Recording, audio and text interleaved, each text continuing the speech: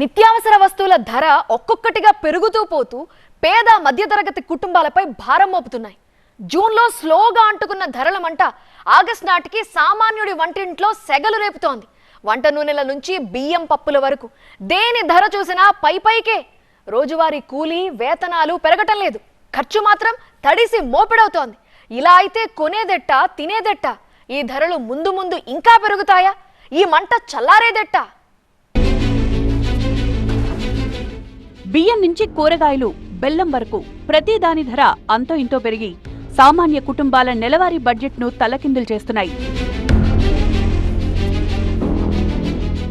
వెల్లుల్లి ధర జూన్ మొదటి వారంతో పోలిస్తే 130 నుంచి 250 వరకు పెరిగింది. అంటే 100% హైక్ అయింది.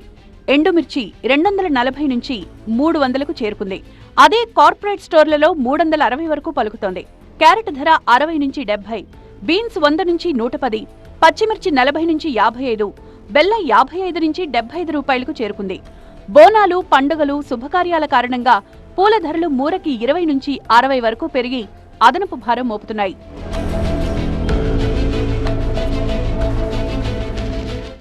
కిలో సన్నబియ్యం ధర 2 నెలల క్రితం వరకు 50 రూపాయలుండేది. ఇప్పుడు 70కి చేరుకుంది. అది నాణ్యత అంతంత మాత్రమే. వానాకాలం పంట బియ్యంతో యాసంగి పంటను కలపడంతో నూకల శాతం పెరుగుతోంది. సన్న రకాల ధాన్యం లభ్యత తగ్గడం, కర్ణాటక, మహారాష్ట్ర, తమిళనాడు రాష్ట్రాల నుంచి డిమాండ్ పెరగడం సరఫరా ఒత్తిడి ధరల పెరుగుదలకు కారణంగా కనిపిస్తోంది. ప్రధానంగా మధ్యతరగతి సామాన్య ప్రజలు ఎక్కువగా తీసుకునేటువంటి వినియోగించేటువంటి సన్నబియ్యం ధరలు అయితే విపరీతంగా పెరుగుతోంది. మనం చూడొచ్చు మార్కెట్లో ఏది జేఎస్ఆర్ కానీ, బీపీటీ కానీ, సోనా మసూరి వంటి ఇటువంటి ఈ రకమైనటువంటి బియ్యం ధరలు అయితే రికార్డు స్థాయిలో పెరుగుతున్నాయి. చెప్పండి, ఎట్లా ఉంది అంటే బియ్యం ధరలు పెరిగిన తర్వాత మీ మార్కెట్ ఎట్లా ఉంది? ఎట్లా ఏ రకంగా వ్యాపారం కొనసాగండి? గిరాకులు 50% చాలా వరకు పడిపోయాయి. రేట్లు పెరిగినాయి, గిరాకులు అయితే లేవు. చాలా వరకు గిరాకులు పడిపోయినాయి. క్వింటల్కు 1000 రూపాయల చొప్పున పెరిగినాయి. జేఎస్ఆర్ 80,000 ఇప్పుడు ప్రజెంట్. అన్ని వర్షాలు కూడా లేకపోవడం ఇంకా పెరిగే అవకాశం కూడా ఉన్నది. బయటకి ఎక్స్పోర్ట్ పోతుంది బాగా, రేట్లు బాగా పెరిగిపోతున్నాయి. పైన కూడా అక్కడి నుంచి కూడా పైకి నుంచి కూడా రేట్లు పెరిగినాయి.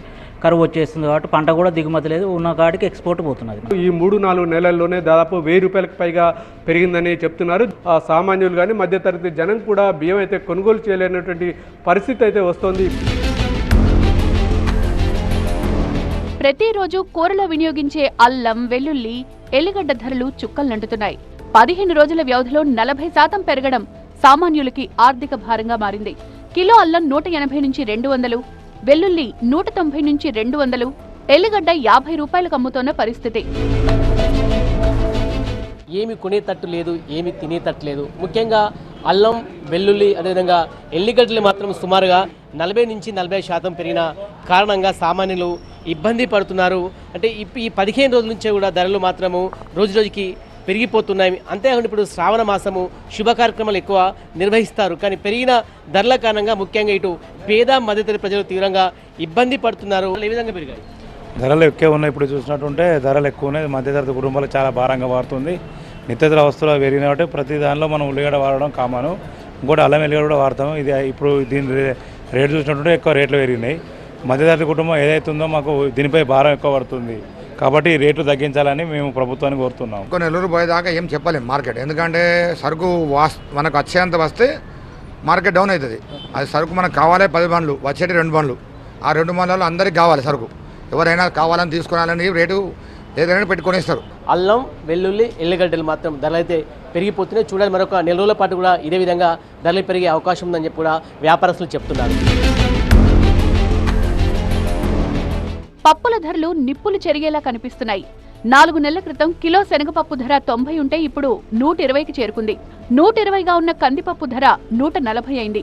పెసరపప్పు 135కు చేరుకుంది. మినపప్పు ధర 140 నుంచి 160కి వెళ్లిపోయింది.